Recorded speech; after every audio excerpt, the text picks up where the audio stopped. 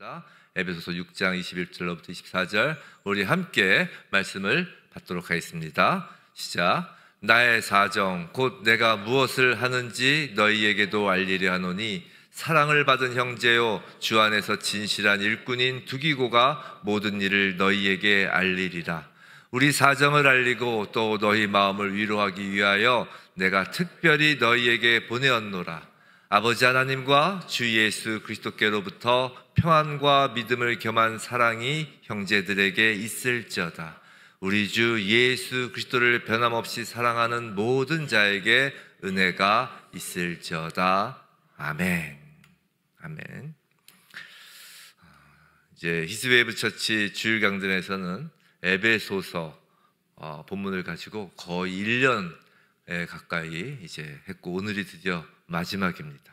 사실 오늘 주일 이제 설교 본문으로 이 에베소서의 마지막 부분을 할 것인지 아니면 새롭게 시작하려고 지금 마음 먹고 있는 출애굽기 1장으로 할 것인지를 두고 정말 마지막까지 기도하며 고민했어요. 우리 전도사님이 아세요. 이 PPT 준비해 주시는 전도사님이 금요일 날 저에게 오전에 주일 설교가 뭔가요? 라고 이렇게 물어봤는데 그때까지도 결정을 못하고 있다. 출애굽기인지 아니면 에베소서의 마지막인지. 그러다가 아마 금요일 늦은 오후에 제가 이제 에베소서를 한다고 말씀을 드린 것을 아마 아실 것입니다. 마지막까지 고민했어요. 자, 에베소서는 지난주에 하나님의 전신갑주를 주제로 해서 사실상 마무리가 되었다고 보아도 무방하죠. 또 우리가 이제 보통 새 학기가 시작되면 제일 흥분되는 것이 뭐예요? 새 학기가 시작되면 제일 흥분되는 것이 특히 초등학교 때 같은 경우에는 이제 새 책을 받는 것이 막 흥분되잖아요. 안 그래요? 그랬던 것 같아요. 제 기억에는.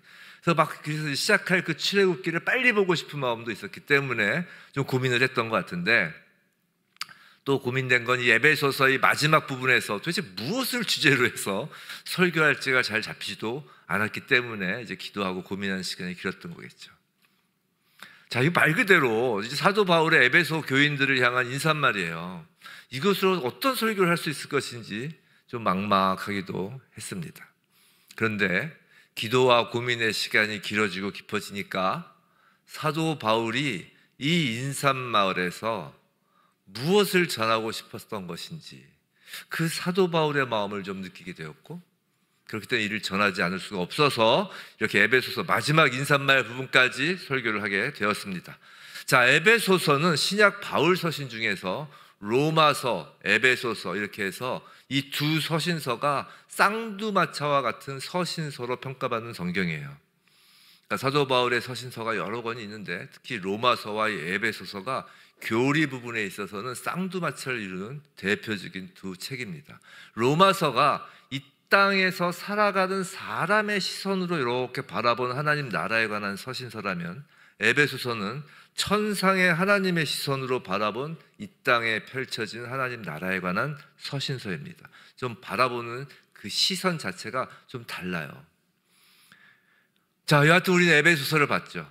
하나님의 그 창세 전부터 시작된 그 웅장하고 그 놀라운 예수 그리스도의 나라가 에베소서에서 쫙 지금까지 펼쳐졌습니다.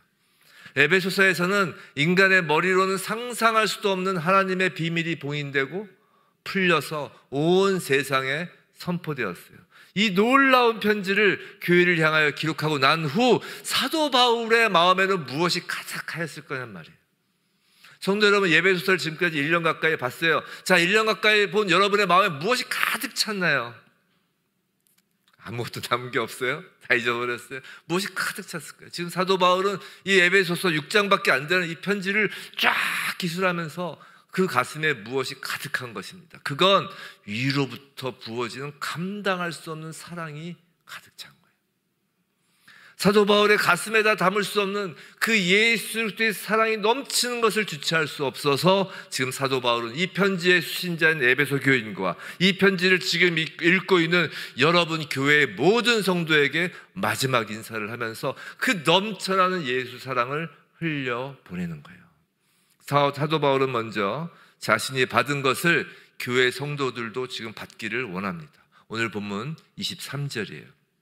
23절 우리 한번 다시 한번 읽어볼까요? 시작. 아버지 하나님과 주 예수 그리스도께로부터 평안과 믿음을 겸한 사랑이 형제들에게 있을지어다. 자, 23절에서 사도 바울은 자신이 아버지 하나님과 주 예수 그리스도로부터 받은 것을 성도인 여러분도 지금 받기를 원해요. 자, 사도 바울이 넘치도록 받아 성도에게 흘러가기를 원하는 것이 지금 뭐라고요? 첫 번째가 뭐였어요? 다시 띄워줘 보세요. 첫 번째가 평안이에요. 지금 사도 바울이 평안을 가장 먼저 말하는 것에 우리는 놀라움을 금치 못해야 합니다.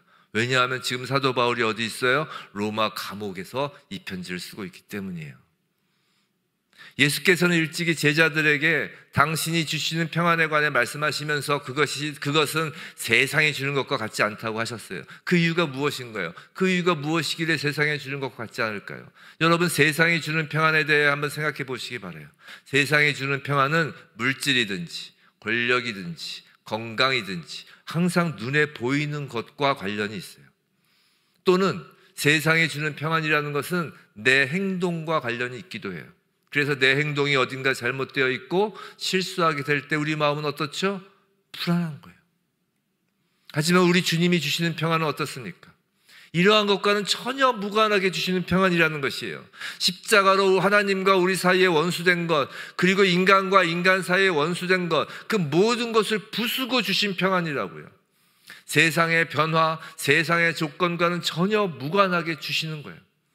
주님이 지켜주시고 구원하시며 보호하심으로 주시는 평안입니다. 우리는 성경 안에서 풍랑 속에 있는 제자들, 내일 처형을 앞두고 깊은 잠을 자게 하신 베드로, 시큰 매를 맞고도 찬송케 하신 그 바울과 실라, 그 유라굴로 광풍 속에 그 바울에게 주신 그 평안을 본다고요. 지금 로마 감옥에 갇힌 사도 바울에게 임하는 평안입니다. 사랑하는 성도 여러분, 어떻습니까? 여러분도 평안하십니까? 여러분에게도 이 평안이 있으세요? 아니면 교회 안에서는 열심히 평안을 노래하다가도 혹시 지갑에 돈이 떨어지면 불안하지 않습니까? 직장을 다니시는 분들은 직장에서 자신의 위치가 약간만 흔들려도 얼굴색이 변하지는 않습니까? 누군가 여러분의 심기를 약간만 건드려도 마음의 안정을 잃고 기우뚱하지 않습니까? 그럼 왜 평안이 없습니까? 평안하십니까? 평안하지 않으시잖아요. 평안하지 않으시잖아요. 왜 평안하지 않으십니까? 그건 다시 띄워주세요. 23절 믿음을 겸한 사랑이 없기 때문이에요. 그래서 두 번째로 사도 바울은 사랑이 있어야 한다고 지금 권면하는 것이에요. 물론 이 사랑은 아가페 사랑이지만 사도 바울은 그냥 사랑, 아가페라고 하지 않고 뭐라고요? 믿음을 겸한 사랑이라고 하는 것이에요. 성도 여러분, 여러분은 예수 그리스도의 구속의 은혜로 말미암아 구원을 얻었음을 믿으시나요? 아멘? 믿으시나요? 예수 그리스도부터 십자가 사랑을 받았음을 인정하시나요? 아멘? 자기 아들을 아끼지 않고 내어주신 하나님의 그 사랑을 믿습니까? 아멘? 그렇다면 정말 여러분의 가슴에 주님께로부터 받아가진 그 뜨거운 사랑이 담겨 있습니까? 믿음을 은혜로 주셨다는 것을 믿죠. 우리 믿음의 은혜를 주셨다는 것을 알죠. 믿음은 은혜다. 그 믿음을 은혜로 주셨다는 것은 그 뜻은 하나님의 그 사랑을 주셨다는 말과 동일한 말이라고요. 우리가 주님을 믿습니다라는 말은 주님과 연합되었다는 의미라고 그랬잖아요. 자, 주님과 연합되었다는 의미는 뭐냐면 주님과 우리의 연합관계는 돈이나 건강이나 명예나 무언가를 주고받는 거래관계로서의 연합관계가 아니라 사랑의 관계라는 것이에요. 그래서 예수를 믿는다는 것은 예수가 나를 사랑한다는 것과 따로 생각할 수 없는 거예요. 우리가 예수를 믿는 그 믿음은 은혜로 받았다는 것은 예수의 사랑을 받았다는 것이거든요. 따로 생각할 수가 없다는 것이에요. 이게 정말 중요해요. 사랑하는 성도 여러분, 이게 얼마나 중요하냐면 우리에게 필요한 것은 하늘에서 불을 내려 못된 사람들을 명하는 능력이 아니에요. 우리에게 필요한 것은 천사의 방언도 아니고요, 못 고칠 병을 고치는 그 신유의 은사도 아니라고요. 이런 것을 모든 것을 다 가졌다 하여도 예수 그리스도의 사랑을 가슴에 담지 못했다면 우리는 그리스도인이 아니에요. 각종 은사와 각종 사역과 하물며 구제를 위하여 다른 사람의 희생을 위하여 불 속에 뛰어든다고 해도 그리스도의 사랑이 없으면, 그리스도의 사랑이 우리에게 없으면 예수께서 뭐라고 하신다고요? 난 너희 모른다, 나와 상관없다 라고 하신다는 거 아니에요. 여러분은 무엇으로 하나님의 백성임을 확인하십니까? 여러분은 무엇으로 하나님의 자녀임을 확인하십니까? 은사인가요? 세례받은 사실인가요? 아니면 그냥 자기 확신인가요? 그 어떤 것도 여러분을 하나님의 자녀라고 말할 수 있는 것은 없어요. 은사가 발현된다고 해도, 세례를 받았다고 해도, 지금 예배당에 앉아있다고 해도 하나님의 사랑을 받지 않은 자는 하나님의 자녀가 아닌 거예요. 예수 그리스도의 사랑을 받지 않은 자는 그리스도인이 아닌 거예요. 성도 여러분, 이 시간 저를 따라 한번 해보시기 바랍니다. 예수님은 나를 사랑합니다. 자, 이제 나를 해서 자기 이름으로 바꿔서 말해보시기 바라요. 예수님은 남의 문제를, 각자의 이름을, 예수님은 남의 문제를 사랑하십니다. 할렐루야. 예수님은 여러분을 사랑하신다는 거예요. 사랑은 머리로 이해하는 것이 아니에요. 사랑은 가슴으로 받는 것입니다. 예수가 바로 여러분 눈앞에서 내가 너를 사랑한단다 라고 말씀하시는 거예요. 그 음성을 들으시는 거예요. 예수가 십자가에서 피와 물을 쏟으시며 여러분을 바라보시는 거예요. 그 십자가, 그 사랑을 보시는 거예요. 부활하신 예수께서 하늘 보좌 우편, 즉 권능의 오른팔로 여러분을 꽉 껴안으시면서 사랑한다 하실 때 그 꽉 껴안으신 그 사랑의 온도를 느끼시기 바랍니다. 예수님이 바로 천지를 창조하시고 만유를 그 안에 담으신 만유의 주인이시잖아요. 그분이 여러분을 사랑하신다라는데 뭐가 불안하세요? 그분이 여러분을 사랑하신다는데 뭐가 불안하시고 뭐가 평안이 없어요? 그깟 돈 지갑이 없으면 어때요? 그깟 건강 잃으면 어때요? 그깟 내가 그렇게 귀중하게 여기던 거 그깟 것 없으면 어때요? 예수가 나를 사랑하신다라는데, 그분이 만유의 주인이신데 여러분 예수의 사랑이 필요 없으시다고 생각한다면 여기 있으실 필요 없어요. 그렇잖아요. 여러분이 사랑받고 싶은 그곳으로 달려가셔야죠. 여러분 이곳에 오신 건 예수께서 사랑하셔서 이곳에 부르신 거라고요. 이 시간 예수의 사랑을 받으시기 바랍니다. 그런 예수의 사랑을 받은 우리는 받았으니까 그럼 된 건가요? 성도 여러분, 기본적으로 기독교는 관계의 종교예요. 관계의 종교. 하나님은 관계의 하나님이에요. 자, 관계라고 하니까 너무 딱딱하죠. 관계라는 단어보다 더 친근한 단어는 사귐인 것 같아요. 사귐. 이따가 3시 예배 때도 이 말씀을 드릴 건데, 우리 11시 예배 들으시는 우리 히즈웨이브 처치 분들은 미리 사전 예고편을 듣는 거예요. 자, 관계보다 더 친근한 단어는 사귐이에요. 사귐. 그죠? 자, 하나님은 우리와 관계 맺기를 원하십니다라는 말보다 하나님은 우리와 사귀시기를 원하십니다라는 말이 훨씬 친근하죠? 하나님은 여러분과 사귀시기를 원하는 거예요. 지금 하나님은 여러분과 사귀시기를 원하는 거예요. 왜요? 우리를 사랑하니까요. 자, 사귀는 사이라면, 사랑을 받으면 너무도 당연히 이제 사랑을 주죠. 사귄다면서요. 사귀는 게 뭐예요? 사랑을 주고받는 거잖아요. 자, 24절 이제 한번 보겠습니다. 자, 이제 우리도 이제 그럼 사랑을 줘야 되는 것이에요. 24절 한번 읽어보겠습니다. 시작. 우리 주 예수 그리스도를 변함없이 사랑하는 모든 자에게 은혜가 있을지어다. 자, 지금 사도 바울은 모든 성도들에게 은혜가 있기를 기도하고 있어요. 자, 일반적으로 은혜라는 것은 하나님께서 베풀어 주신 일방적인 호의, 즉 전혀 그것을 받을 만한 가치가 없는 자에게 일방적으로 베푸시는 호의를 말한다고 우리는 잘 알고 있죠. 그죠? 뭐 은혜를 모르시는 분은 없을 거예요. 자, 우리가 구원을 얻은 것은 바로 이 일방적인 은혜, 받을 자격 전혀 없는 자에게 주신 일방적인 호의로 말미암아서, 이 은혜로 말미암아서 구원을 얻는 것이죠. 그런데 방금 읽은 이 24절 다시 띄워줘 보세요. 여기서 말하는 은혜는 이런 구원의 은혜와는 다른 성격의 은혜예요. 자, 에베소서를 설교하면서 누누이 말씀드린 것이 뭐였냐면, 이 서신서는 이미 믿는 성도, 이미 구원의 은혜를 받은 성도에게 쓴 편지라고 누누이 강조했어요. 기억나시죠?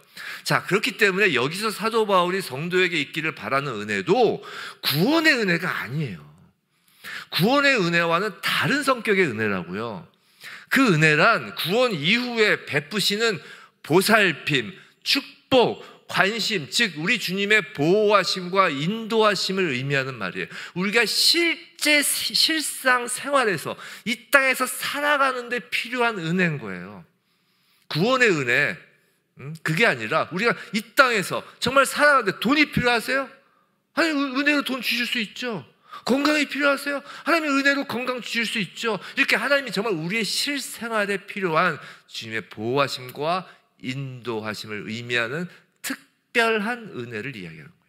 자, 그러면 보세요. 이러한 은혜를 하나님께서 구원의 은혜를 베푸실 때와 마찬가지로 거저 주신다고 지금 하나요?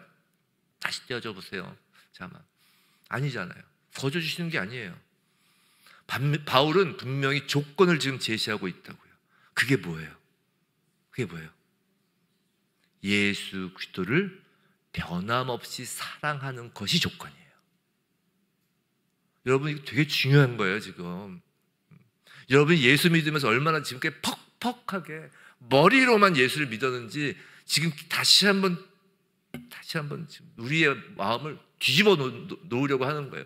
이게 정말 중요한 거예요. 예수를 변함없이 사랑하는 것이 은혜의 조건이라니까요.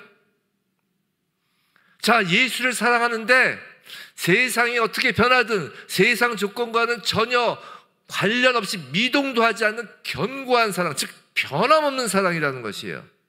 처음 사랑할 때와 같이 그 강도나 애정에 전혀 변화가 없어야 돼요. 아니, 오히려 예수를 알면 알수록 우리가 사귀면 사귈수록 우리가 사귐이 깊어지면 더 사랑이잖아요. 마찬가지예요. 우리가 예수와 더 사귀면 사귈수록 그 사랑이 더욱 견고해지며 커지는 사랑이라고요. 사랑하는 성도 여러분, 일시적인 사랑은 세상에서도 얼마든지 찾아볼 수 있어요. 여러분의 예수와의 사랑은 그런 일시적인 사랑이 될 수도 없다는 것이에요. 예수께서 원하시는 사랑은 한번 뜨겁게 사랑했다가 그 다음날 샥 식어버리는 그런 세상적인 사랑, 일시적인 사랑이 아니라고요. 돈 좀 생기면 와 예수님 사랑합니다. 병이 나오면 와 예수님 사랑합니다. 그런 변화되는 사랑이 아니라, 조건부 사랑이 아니라 영원한 사랑, 지속적인 사랑을 원하시는 거라고요. 요한계시록을 보면 후일에 이 에베소서 교회 성도들을 두고 예수님께서 책망을 하신 적이 있죠. 그 책망의 내용이 뭐예요? 에베소서 교인들에게 책망의 내용, 요한계시록에서 7교회 편지 중에 에베소 교회한테 한 편지, 뭐예요? 에베소 교인들이 야단 맞은 게 첫사랑을 버렸다는 거예요. 첫사랑. 사도 바울은 지금 그걸 미리 예측이라도 한 것처럼 에베소 교인들에게 에베소 그 예수 그리스도를 변함없이 사랑하라고 지금 이야기하는 거예요. 그렇죠? 사도 바울이 미리 예측이라도 한 것 같아요. 물론 처음부터 마지막까지 변함없이 사랑한다는 것은 결코 쉬운 일이 아니에요. 하지만 변함없이 예수 그리스도를 사랑하면 예수께서도 우리에게 구원의 은혜 위에 특별한 은혜를 더하여 주십니다. 신앙생활 퍽퍽하게 하지 마세요. 우리가 무엇을 달라 하는 게 신앙생활이 아니고, 우리가 헌신하고 이게 신앙생활의 전부가 아니고, 와 구원받았다 이게 신앙생활이 아니고, 와 죄사함 받았다 이게 신앙생활의 전부가 아니라, 신앙생활의 진정한 핵심은 사귐이에요. 사귐. 사랑하는 성도 여러분, 일평생 주님의 특별한 은혜가 여러분과 함께 하기를 원하십니까? 저는 원해요. 때마다 일마다 도우시는 그 은혜를 경험하기 원하십니까? 좀 원하세요. 좀 원하지 않으시면 너무나 주님 없어도 살아요 이런 식으로 하지 말고, 주님 없으면 못 살아요잖아요. 우리는 때마다 일마다 도우시는 은혜를 경험하기를 원하세요. 제발 좀. 내일 내가 알아서 할 테니까 가만히 계세요 하지 마시고, 그 예수님의 예수님을 사랑하시기 바랍니다. 그 은혜를 경험하기를 원하면 사랑하시라고요. 예수님이 내미신 그 사귐의 손을 잡고 예수님께 날마다 사랑을 고백하시기 바랍니다. 어떤 조건이나 변화에도 예수님을 사랑하시기 바랍니다. 예수님과 깊은 사귐 속에서 여러분의 삶은 놀라운 은혜의 현장이 될 것입니다. 제 장담을 합니다. 제가 장담을 하는 게 아니라 성경이 장담을 합니다. 오늘 사도 바울이 이미 얘기하는 거예요. 주 예수 그리스도를 변함없이 사랑하는 모든 자에게 은혜가 있을지어다. 이건 하나님의 말씀이에요. 예수 그리스도를 변함없이 사랑하는 자에게 모든 은혜가 있을지어다. 성도 여러분, 지금 저를 따라해 보시기 바라요. 예수님을 사랑합니다. 예수님을 사랑합니다. 따라해 보세요. 예수님을 사랑합니다. 정말 예수님 사랑하신다면 지금 말씀하세요. 지금 말씀 안 하시는 분은 예수님 사랑 안 하시죠? 나가세요. 예수님 사랑 안 하시면 나가세요. 여기 있을 필요가 없어요. 다 앉아 계시면 예수님을 사랑하시는 것이죠. 자, 이름 넣어서 해보세요. 나 남윤재는 예수님을 너무 사랑합니다. 자, 자신의 이름을 놓고 예수님을 사랑한다고 말씀해 보세요. 자, 시작. 예수님을 사랑합니다. 너무 사랑합니다. 예수님보다 더 사랑하는 것은 없습니다. 이 고백이 나오시냔 말이에요. 자, 아까 뭐라고 했죠? 예수님은 나를 사랑하십니다 했습니다. 이제는 이 둘을 붙여서 해보는 거예요. 예수님은 나를 사랑합니다. 나는 예수님을 사랑합니다. 자, 시작. 예수님은 나를 사랑합니다. 나는 예수님을 사랑합니다. 예수님은 나를 너무 사랑합니다. 따라해보세요. 예수님은 나를 너무 사랑합니다. 저도 예수님을 너무 사랑합니다. 자, 이렇게 예수님과 예수님의 사랑과 우리의 예수를 향한 사랑이 이 맞잡은 손으로 이제 눈을 들어서 옆에 계신 성도들 한번 보세요. 어떤 마음이 드세요? 자, 예수님 사랑합니다 라고 마음속으로 크게 외치면서 다른 사람을 보기 바라요. 절대 미움이 생길 수 없어요. 절대 미움이 생길 수 없어요. 절대로 무관심이 생길 수 없어요. 진짜예요. 저도 개인적으로 정말 미워하고 저하고 안 맞는 사람이 있고 생각이 틀린 사람이 있고 화나는 사람이 있죠. 그런데 예수님 사랑합니다 하고 보면 최소한 미움은 안 생겨요. 무관심해지지도 않아요. 조금 더 예수님을 깊이 사랑하는 마음이 깊어지면 깊어질수록 긍휼한 마음이 들죠. 절대로 예수님을 사랑한다고 하면서 옆에 사람이 미울 수가 없어요. 그 사람을 알고 싶고 그 사람에게 나를 알리고 싶어집니다. 사귀고 싶어지는 거예요. 그리고 그 사람이 어려운 처지에 있는 것을 알게 되면 위로하고 싶어지는 것입니다. 긍휼한 마음이 들고 할 수 있다면 무언가 도움이 되고 싶어지는 것입니다. 내가 착한 인격의 소유자가 되어서가 아니라 예수가 나를 사랑하고 내가 예수를 변함없이 사랑한다는 이유만으로 그렇게 된다는 것이에요. 그것은 이론이 아니에요. 교리도 아닙니다. 관념적인 것도 아니고요. 실제예요. 그 실제를 지금 사도 바울이 자연스럽게 보여주는 것이에요. 21절, 22절이에요. 우리 함께 읽어보겠습니다. 시작. 나의 사정 곧 내가 무엇을 하는지 너희에게도 알리려 하노니 사랑을 받은 형제요 주 안에서 진실한 일꾼인 두기고가 모든 일을 너희에게 알리리라. 우리 사정을 알리고 또 너희 마음을 위로하기 위하여 내가 특별히 그를 너희에게 보내었노라. 자, 사도 바울은 지금 곁에서 자신을 돌보던 두기고를 이 편지를 들려서 이제 에베소 교인들에게 전하기 위하여 보낸다고 합니다. 그런데 단순히 편지 배달만이 목적이 아니에요. 22절을 보시면 두 가지 목적이 있어요. 그 뭐예요? 사도 바울의 사정을 알리고 교회 성도들의 마음을 위로하기 위해서가 그 목적이라는 거예요. 성도 여러분, 예수의 사랑을 받고 예수를 사랑하는 사람을, 즉 예수와 사귀는 사람을 성도라고 하는 거예요. 아까 믿음이 뭐라고요? 사랑이에요. 그래서 예수의 사랑을 받고 예수를 사랑하는 사람을 성도라고 하는 것이에요. 그 예수님 사랑합니다라고 하면서 성도 서로를 바라보면 그냥 좋아요. 그냥 사랑스럽습니다. 그럼 그럴 때 어떤 현상이 나타나는 줄 아세요? 상대방의 사정도 알고 싶고 내 사정도 말하고 싶어지는 거예요. 우리가 친구를 사귀어도 보통 뭐부터 하나요? 자, 처음 친구를 사귀기 위해서 이렇게 뭐 신학기가 됐어요. 새로 반이 됐어요. 이제 친구를 사귀어야 돼요. 그럼 뭐부터 해요? 뭐 전화번호 교환하고 사는 곳, 또 사회에서 사람을 처음 만나면 뭐 하는 일, 뭐 어떤 대충 대략적으로 내가 지금 어떤 상황인지 자기소개를 하잖아요. 그죠? 근데 이제 사귐이 깊어지면 깊어질수록 어떻게 돼요? 내 상황의 더 깊은 부분까지 그 사정을 알려주죠. 뭐 무슨 도움을 바래서 사정을 알려주는 것이 아니라 사정을 그렇게 나누는 것이 곧 나를 나누는 것이기 때문에 그렇잖아요. 그리고 서로 위로하며 긍휼함을 나누죠. 성도 여러분, 사랑하면 할수록 그 상대에 대하여 더욱 궁금해집니다. 그렇죠? 그래서 예수를 사랑하면 할수록 예수가 더 궁금해져서 우리는 말씀을 보는 거예요. 성경 말씀을 왜 안 읽으시는지 아세요? 예수를 사랑하지 않아서예요. 간단해요. 그 심층적으로 쭉 들어가면 귀찮고 성경 말씀 이해가 안 되고, 사랑해 보세요. 이해 안 되는 걸 끝까지 찾아서라도 어떻게든지 알라고 하죠. 예수를 사랑하지 않으니까 말씀을 안 보는 거예요. 왜 성경 공부 안 하시냐고요? 예수를 사랑하지 않아서요. 간단해요. 바빠서가 아니에요. 또 사랑하면 사랑할수록 어떻게 해요? 내 얘기를 하고 싶어지죠. 또 그 사람 얘기를 듣고 싶죠. 그래서 기도 시간이 길어지는 거예요.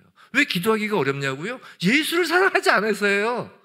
예수의 얘기를 듣고 싶지 않고요. 하나님이 나라 뭐라 얘기하지 관심도 없고요. 내 이야기를 하나님께 굳이 할 필요가 없는 거예요. 예수를 사랑하지 않아서인 거예요. 성도의 의무가 아니에요. 말씀과 기도는 그냥 자연히 사랑하면 하는 거예요. 그냥 말씀과 기도가 하기 싫다. 내가 예수에 대한 사랑이 식었구나. 예수님은 항상 사랑하세요. 왜냐하면 예수님은 하나님이시고 변하지 않으시니까요. 근데 내가 변한 거예요. 변함없는 사랑을 안 하는 거예요. 하나님의 은혜가 필요 없는 거예요. 그냥 내 힘으로 살려는 거예요. 그게 우상인 거예요. 예수 사랑으로 인하여 이제 이 성도 서로를 바라보면 막 사랑의 마음이 생긴다고 했습니다. 자, 그러면 이제 궁금해지고 내 얘기를 하고 싶고 서로를 진심으로 위로하는 것이죠. 왜 성도 간의 교제가 잘 어려운지 아세요? 안 사랑하니까 그런 거예요. 간단해요. 그렇잖아요. 주일날 잠깐 얼굴만 보면 되는 거예요. 사랑하지가 않은 거예요. 내 역할만 하면 되는 거예요. 사랑하면 내 사정을 이야기하고 그 사람 사정도 듣고 위로하고 싶어지는 것입니다. 이렇게 관심과 위로가 쌓이면서 사랑이 깊어지는 거예요. 그 사랑 안에는 어떤 이기적인 목적도 인간적인 욕심도 없습니다. 그 성도 간의 교제 안에는, 그 사랑 안에는 뭐가 있어요? 내가 사랑이 많은 사람이라는 거요? 아니요. 성도 간의 교제 안의 사랑은 오직 예수 사랑만 있는 거예요. 우린 예배소설을 보면서 매주 한 가지씩 무언가 실천할 것을 정한 적이 있어요. 오늘 마지막으로 한 가지 실천할 것을 권면드립니다. 정말이에요. 이거 해보세요. 이거 의지적으로 한번 해보세요. 물론 의지적으로 사랑이 없으면 나올 수 없지만 정말 예수님을 사랑하시는 분이라면 해보세요. 그건 뭐냐면 예수님 사랑합니다. 예수님 당신을 세상 무엇보다 사랑합니다 라고 삶 속에서 수시로 고백하길 권면합니다. 제가 며칠 전에 새벽 예배 때 그 간증 드렸잖아요. 제가 말씀드렸죠. 새벽 예배 때 밤에 너무 예수님이 사랑스러워서 어떤 우리 자녀하고 뭐 얘기하다가 어떤 이제 신앙적인 질문을 했는데 제가 대답을 했어요. 근데 제 마음속에 너무 예수님이 그 대답을 기뻐한 마음이 확 든 거예요. 근데 갑자기 그 사랑이 막 쏟아지는데 어쩔 수가 없어. 밖에 나가는데 비가 오더라고요. 빗속을 뚫고 예수님 사랑합니다 하는데 그 다음부터 집에 오는데 모든 그 우리 애들이 다 사랑스러운 거예요. 저 평상시에 이렇게 애들이 다 사랑스럽진 않거든요. 다 사랑스러운 거예요. 모든 일이 괜찮은 거예요. 수시로 한번 고백하길 권면합니다. 만약에 하기 싫은 일을 억지로 해야 하는 경우가 있나요? 한번 해보세요. 예수님 사랑합니다. 예수님 사랑합니다라고 고백하면서 그 일을 한번 해보시기 바라요. 내 마음에 안 드는 사람을 만나야 하나요? 예수님 사랑합니다. 예수님 사랑합니다라고 고백하면서 그 사랑을 한번 보세요. 분명히 이전과는 달라 보일 거예요. 자녀가 속을 썩힐 때 예수님 사랑합니다라고 고백하며 자녀를 한번 보시기 바라요. 다를 거예요. 제가 그러더라니까 달라지더라니까요. 우리가 아침에 일어날 때 예수님 사랑합니다 라고 고백하고 그 고백을 수시로 하다가 잠들 때 예수님 사랑합니다 라고 고백하며 잠드시기 바랍니다. 반드시 제가 말씀드린 게 아니라 성경이 약속한 거예요. 반드시 하나님의 특별한 은혜가 있을 것입니다. 이 특별한 은혜를 받으려고 사랑하는 게 아니라 정말 진심으로 아침에 눈 뜨면서부터 밤에 잠들 때까지 예수님 사랑합니다라고 고백하시기 바랍니다. 그건 뭐냐면 예수님은 언제나 우리를 사랑하시는데 항상 일방적인 사랑이에요. 사랑과 사랑이 맞붙어지는, 이 맞손을 잡는 거라고요. 우리가 그렇게 고백을 할 때. 딱 그렇게 손이 잡힐 때 그때 그 안에 하나님의 능력이 임하는 거예요. 생각해 보세요. 에베소서 1장 10절, 에베소서 전체의 주제 구절이라고 했죠. 하늘에 있는 것이나 땅에 있는 것이나 다 그리스도 안에서 통일되게 하려 하심이 하나님의 뜻인데, 하늘에 있는 것이나 땅에 있는 것이나 모든 것의 주인 되신 예수와 깊이 사귀는 우리에게 은혜가 없으면 그게 더 이상한 거예요. 그게 더 이상한 거예요. 하나님 아버지, 우리 성부 하나님께서 우리에게 가장 원하시는 것은 아버지가 가장 사랑하시는 그 아들 성자 예수님을 우리도 가장 사랑하는 것이라고요. 그 사랑으로 만물이 하나로 연결된 나라, 그것이 하늘에서 바라보는, 하나님의 시선으로 바라보는 이 땅에서의 하나님 나라, 에베소서에서 말하는 교회라는 거예요. 하나님은 말씀하십니다. 우리 주 예수 그리스도를 변함없이 사랑하는 모든 자에게 은혜가 있을 것이다 라고 말이죠.